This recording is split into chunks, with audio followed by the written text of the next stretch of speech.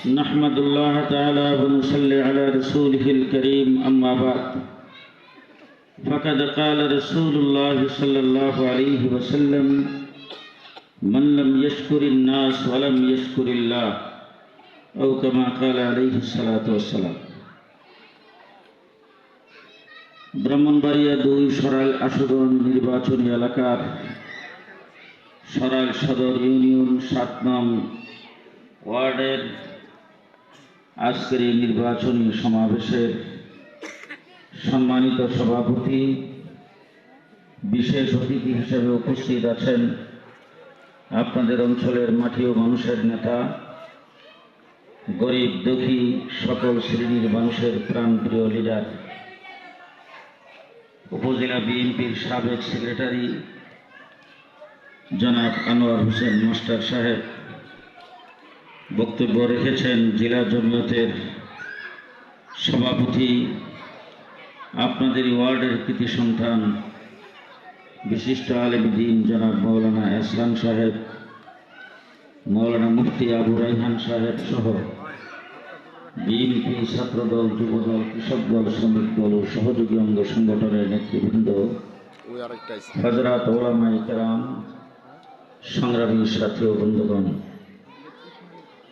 গত 15 বছর আমার বাংলাদেশে এখন বর্তমানে যাদের বয়স 30, 35, 40 এরকম অনেক লোক ভোটার হয়েছে। দিনের ভোট রাতে হয়ে যাওয়ার কারণে দেশের বিশাল একটি অংশের ভোট দেওয়ার নসিব হয়নি। এই জন্যে আগামী 12 তারিখের ভোটটাকে বলা হয় তারুণ্যের প্রথম ভোট। আপনাদের এলাকার হাজার হাজার ভোটার যারা গত 15 বছরে নতুন ভোটার হওয়ার পরে ভোট দিতে পারে নাই, তারা অত্যন্ত আগ্রহ করে জীবনের প্রথম ভোটটা দেবেন। আমি এখন আপনাদেরকে প্রশ্ন করতে চাই, ভোট দিবেন কোন চিন্তা ভাবনার ভিত্তিতে? গত 15 বছর পর্যন্ত আপনাদের এলাকার অনেকেই জেলের ভিতরে ছিলেন, আমিও 2 বছর জেলে ছিলাম। যারা জেলের বাহিরে ছিলেন তারা ক্ষেতের আইলে ঘুমাইয়েছেন, বাড়িতে ঘুমাইতে পারেননি। গত 15 বছরে গোটা দেশটাকে জেলখানায় পরিণত করে দিয়েছিল।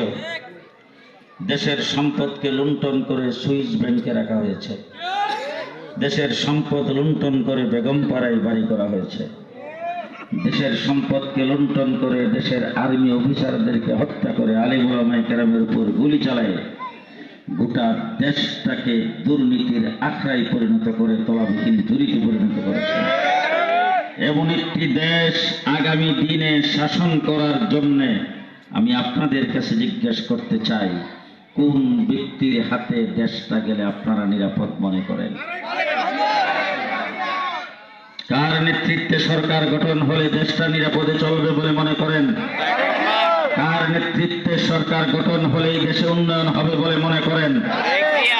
যদি তাই মনে করে থাকেন, জনাব তারেক রহমান সাহেবের দল বিএনপি, আমি লন্ডনে বসে তারেক রহমান সাহেবের সাথে প্রায় 1 ঘন্টা 36 মিনিট বৈঠক করেছি।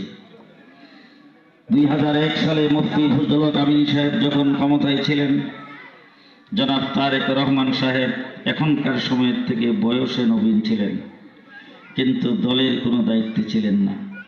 তারপরেও প্রধানমন্ত্রীর সন্তান হিসেবে ওনার সাথে বারবার আমার দেখা সাক্ষাৎ হয়েছে, মিটিং হয়েছে। কিন্তু এবার গত 1 বছর আগে যখন লন্ডনে বসে কথা বলেছি, 1.5 ঘন্টার কথায় আমি বুঝতে পেরেছি উনি বর্তমানে জিয়াউর রহমান সাহেবের ডুপ্লিকেট। জিয়াউর রহমান সাহেব স্বাধীনতার ঘোষক, তিনি তার কমান্ডারকে হত্যা করে স্বাধীনতার ঘোষণা দিয়ে বাংলাদেশের 7.5 কোটি মানুষকে যুদ্ধের জন্য আহ্বান জানিয়েছিলেন। সেই জিয়াউর রহমান সাহেব ইন্তেকালের পরে, শাহাদত বরণ করার পরে তখনকার সময়ের স্মরণকালের ঐতিহাসিক জানাজা হয়েছে। সেই জিয়াউর রহমান সাহেবের দল বিএনপি গোটা পৃথিবীর মানচিত্রে বাংলাদেশ স্বাধীনের পরে দেশটাকে মাথা উঁচু করে দাঁড় করিয়েছেন জিয়াউর রহমান সাহেব। গোটা পৃথিবীতে দেশের পরিচয় ঘটাইয়েছেন জিয়াউর রহমান সাহেব। আমার বাংলাদেশে একটা মূল্যবান গাছ আছে, গাছটার নাম হলো নিম গাছ। আপনি যদি হজ করতে যান আরফার ময়দানে গেলে দেখবেন সেই নিম গাছ, কিন্তু সেই গাছটার নাম হলো জিয়া গাছ। সেই গাছ সেখানে জিয়াউর রহমান সাহেব লাগিয়েছিলেন। আজকে সৌদি আরব সহ গোটা মিডল ইস্টের ভিতরে জিয়াউর রহমান সাহেবের মান সম্মান সর্বোচ্চে। তার কারণ হলো, একবার আপনারা জানেন, মুরব্বীরা হয়তো বলতে পারবেন, হেরাম শরীফের ভিতরে একটি গন্ডগোল হয়েছিল। শিয়ারা এসে হেরাম শরীফে ঢুকে পড়েছিলেন। তখন হেরাম শরীফের ভিতরে মারামারি করা যায় না, গুলি চালানো যায় না। সেখান থেকে মানুষগুলিকে কি করে তাড়াবেন? জিয়াউর রহমান সাহেবের কাছে ফোন করেছিলেন সৌদি বাদশাহ। তখন তিনি বলেছিলেন, ওখানে মারামারি করা যাবে না, কিন্তু গরম পানি ছাড়া যাবে। আপনার হারামের চতুর্দিক থেকে গরম পানি ছেড়ে দেন, গরম পানির আঘাতে তারা ওখান থেকে সরে পড়বে। আবার সেই জিয়াউর রহমান সাহেবের ডুপ্লিকেট হলো তারেক রহমান। তিনি দেশ নিয়ে উনি ওনার সঙ্গে বসেছি 1.5 ঘন্টার ভিতরে। উনি কোনো নির্যাতনের কথা বলেন নাই, উনি শুধু দেশ কিভাবে সামনে করবেন সেই কথা বলেছেন। আমি ওনার কাছ থেকে এসে বাংলাদেশের উলামায়ে কেরামের সঙ্গে পরামর্শ করেছি। আমার দল জমিয়ত উলামা ইসলামের সাথে পরামর্শ করে দেশের উলামায়ে কেরামকে নিয়ে ওনার সাথে জোটবদ্ধ হয়েছে। আগামী দিনে আমরা মনে করি এই দেশ সবচাইতে নিরাপদ জিয়াউর রহমানের ছেলে তারেক রহমানের। আমি এবার আপনাদেরকে জিজ্ঞেস করতে চাই, আপনাদের এই 7 নং ওয়ার্ডে রাজনৈতিক দল কিন্তু অনেকে অনেক দল করেন। আমার জমিয়ত তো এখানে আছে, আমার জমিয়তের জেলা সভাপতি আপনাদের ওয়ার্ডের। কিন্তু আপনাদের জিজ্ঞেস করতে চাই, বলেন তো দেখি, আপনাদের ওয়ার্ডে সবচাইতে জনপ্রিয় এবং সবচাইতে বড় দল কোনটা? যে বিএনপির বর্তমান চেয়ারম্যান কে?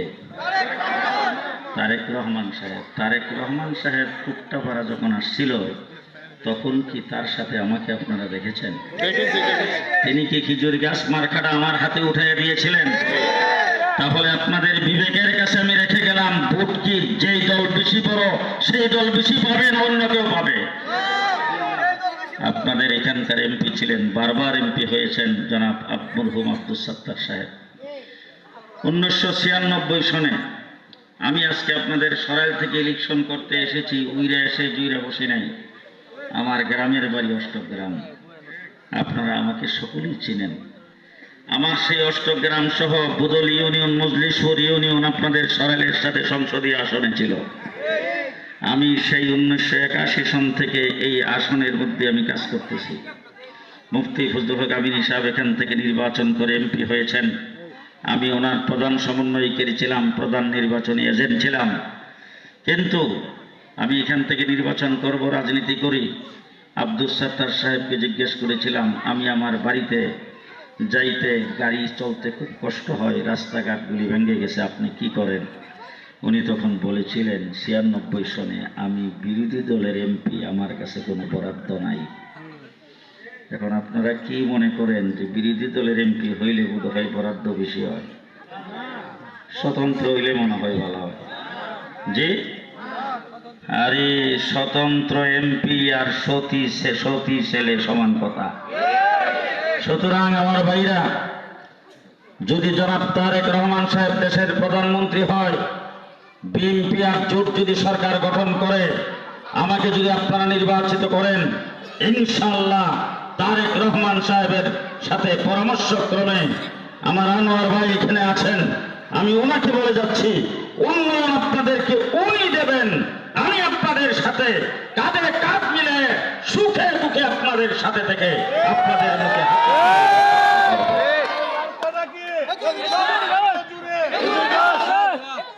আমার বন্ধুগণ, শেষ কথা আমি আপনাদেরকে বলে যাচ্ছি, আমি আপনাদের এই ওয়ার্ডে ভোটের সংখ্যা কত? প্রায় 5000-এর মতো ভোট। এইখানে কি 5000 ভোটার সবাই আসছে?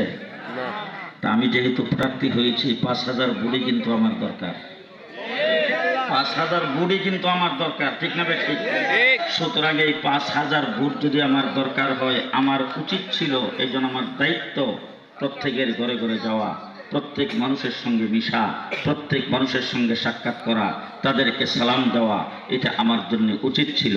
কিন্তু নির্বাচন কমিশনের নির্বাচনের যে তফসিল ঘোষণা করেছেন, 22 তারিখ থেকে প্রচার অভিযান শুরু, আমরা 22 তারিখে তারেক রহমান সাহেব আসছেন, 23 তারিখ থেকে শুরু করেছি, সময় হাতে খুব কম।